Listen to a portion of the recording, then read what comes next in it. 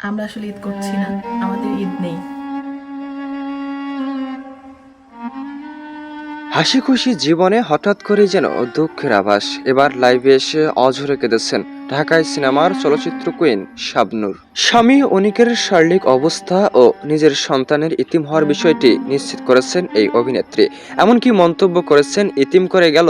তবে কি সত্যি ঢাকায় কুইন জনপ্রিয় অভিনেত্রী শাবনূরের একমাত্র স্বামী চির বিদায় নিয়েছেন, নাকি শুধুমাত্র কল্পনায় দেখছেন এমন দৃশ্য, যা জানতে চান হাজারো শাবনূর ভক্ত।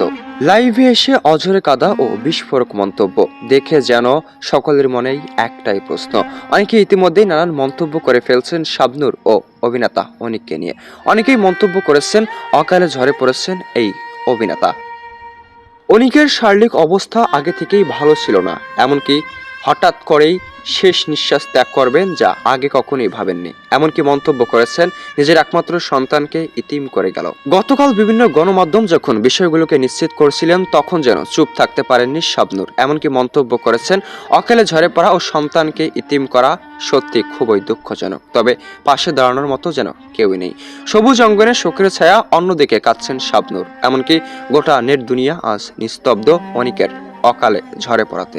ঈদ উল্লাসে ব্যস্ত সকল সহকর্মী, তাই তো এখনো অবধি কেউই কোনো মন্তব্য করেননি। তবে অনেকে ইতিমধ্যেই বিভিন্ন মন্তব্য করেছেন। অনেকেই জানান, যে সকল মন্তব্য হঠাৎ করেই সোশ্যাল মিডিয়ায় ভাইরাল হচ্ছে, সেগুলো হলুদ সাংবাদিকের কাজ। এমনকি ভিউ ব্যবসায়ীরা ঠিক এমন অপকর্ম করছে বলে জানান হাজারো নেটিজেন। তবে বাস্তবেই শারীরিক অসুস্থতায় ভুগছেন শাবনূর স্বামী। এমনকি মন্তব্য করেছেন, অনিকের শারীরিক অবস্থা খুবই খারাপ ও সংকটাপন্ন। তো এ বিষয়ে আপনার মতামত কি, অবশ্যই কমেন্টে জেনে দিন। আপডেট ও নতুন খবর সবার আগে পেতে চ্যানেলটি সাবস্ক্রাইব করেই আমাদের সঙ্গেই যুক্ত থাকুন।